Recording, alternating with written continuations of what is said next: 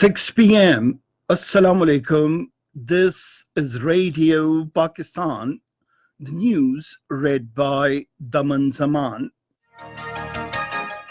The headlines. The Prime Minister has expressed the hope that Al-Qadir University will impart modern education to the youth on the basis of ideology of Pakistan. The Central Ruwat-e-Hilal Committee meets in Karachi this evening to decide about the sighting of Ramzanul Mubarak moon or otherwise. In the Punjab, local bodies stand dissolved after the promulgation of new Local Bodies Act 2019. In occupied Kashmir, the All Parties Hurriyat Conference has appealed for a complete boycott of the last phase of the sham Indian parliamentary elections tomorrow. Turkey has dismissed sanctions threats of the United States over buying Russian missile system.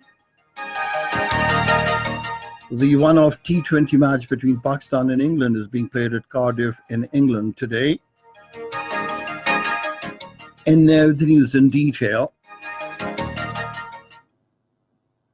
The Prime Minister Imran Khan has expressed the hope that Al-Qadir University will impart modern education to the youth on the basis of ideology of Pakistan.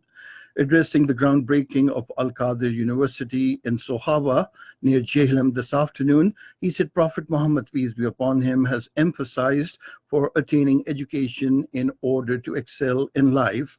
We now link you live to the Prime Minister's speech, or I'm told that the bulletin will continue as usual. He said no society can progress without education. The Prime Minister said the Muslim world produced eminent scientists and researchers in history because they followed the teachings of Prophet Muhammad, peace be upon him, in letter and spirit. The Prime Minister said when he started politics 23 years ago, his aim was to translate into reality the vision of our founding fathers. He said Pakistan was to establish as an Islamic welfare state on the pattern of Medina.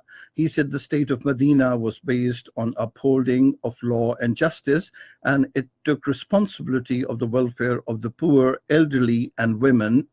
Prime Minister Imran Khan said justice and welfare of the people are a prerequisite to keep a country stable and secure. Imran Khan said Al-Qadir University will impart not only education in science and technology, but also give them spiritual training. The Special Assistant to the Prime Minister on Information and Broadcasting, Dr. Firdaus Ashikawan, has said Prime Minister Imran Khan came into power with the vision of the state of Medina, and its reflection can be seen in all his initiatives. Talking to Pakistan Television, she said construction of Al-Qadir University at Sohawa and the education system that would be introduced in the university also reflects Prime Minister's vision. The meeting of the Central Ruwat-e-Hilal Committee is being held in Karachi this evening to decide about the sighting of the crescent of Ramzanul Mubarak 1440 Hijri or otherwise. The meeting will be presided over by the chairman of the committee, Mufti Munibur Rahman. Zonal and district Ruwat-e-Hilal committees will also hold meetings this evening in their respective areas for collecting evidence in respect of the sighting of the moon. The Minister for Science and Technology, Chaudhry Fawad Hussain, has said a 5-member committee has been constituted to prepare a 10-year calendar for Muharram, Eids, and Ramadan al-Mubarak to end the dispute arising from sighting of the crescent. In a tweet today, he said lunar calendar would be promulgated in the country after getting the federal cabinet's approval. The minister said the committee would consist of members from the Pakistan Space and Upper Atmosphere Research Commission, Meteorological Department, and Science and Technology, and they would start working from next week.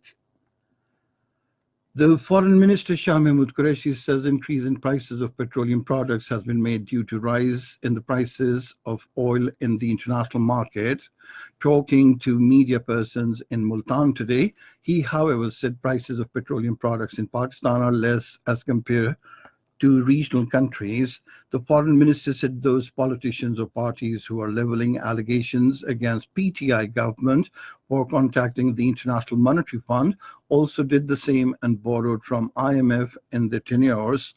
He said the advisor on finance will take cabinet and public into confidence on negotiations with the International Monetary Fund. The Senate and the National Assembly will resume their separate sessions at the Parliament House in Islamabad tomorrow. The upper house will meet at 2 p.m., while the lower house will start its proceedings at 3 in the afternoon. Besides legislation, both the houses are likely to discuss matters of national and international importance. In the Punjab, all local bodies have been dissolved after the promulgation of the new Local Bodies Act in the province. The Punjab Minister for Law and Parliamentary Affairs, Raja Muhammad Basharat, while talking to media persons in Lahore today, said notification has been issued for the appointment of administrators under the new system. He said administrators will continue to work at the divisional and district levels till the election of the new local bodies.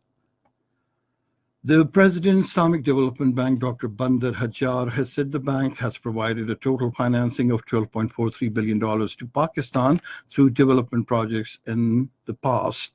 Addressing a news conference in Islamabad, he said Pakistan is the third largest beneficiary of Islamic Development Bank financing in different developmental sectors. This is Radio Pakistan. In occupied Kashmir, the chairman of all parties Hurriyat Conference, Sayyid Ali Gilani, has reiterated his appeal for a complete boycott of the fifth and final phase of the so-called Indian parliamentary elections in the territory tomorrow. According to Kashmir Media Service, a complete shutdown will also be observed in the polls-bound areas of Pulwama and Shupanya, scheduled to undergo for elections on Anantnag Islamabad's Lok Sabha seat. The polls drama will also be held in Ladakh constituency tomorrow. The Indian forces have arrested several dozen youth in South Kashmir to ensure smooth conduct of the elections drama. Senior APHC leader and the chairman Tehreek-e-Hurriyat Jammu and Kashmir, Mohammad Ashraf Serai, in a statement in Srinagar, condemned the arrest spree. He said elections are mere a military exercise aimed at damaging the Kashmir cause on one hand and hoodwinking the international community on the other. Turkey has dismissed the American threats of sanctions over buying Russian missiles.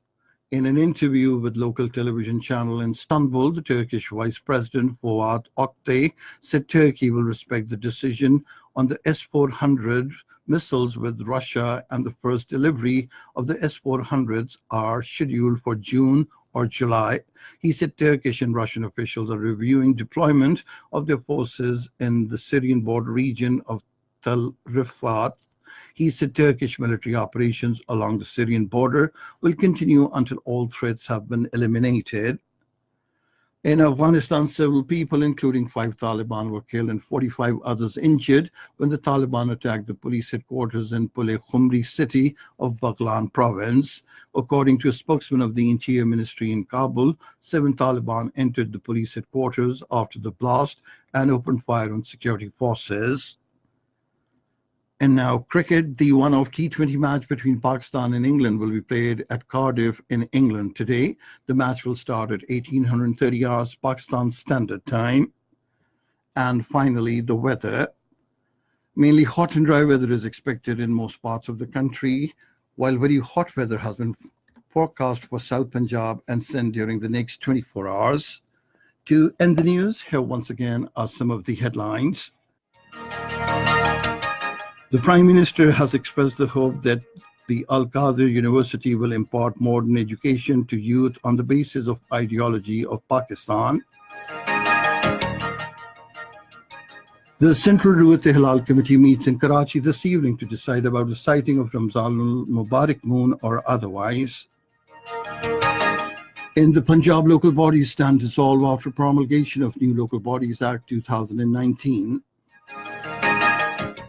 In occupied Kashmir, the All Parties Hurriyat Conference has appealed for a complete boycott of the last phase of the sham Indian parliamentary elections.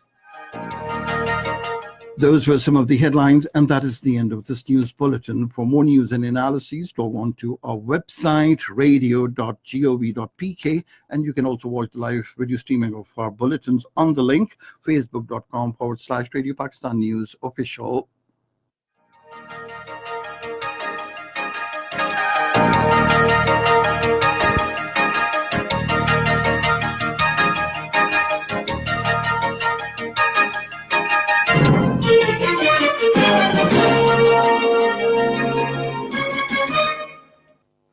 अस्सलाम वालेकुम। ये radio Pakistan है। रुखसाना मसरत तो खबरें सुनो।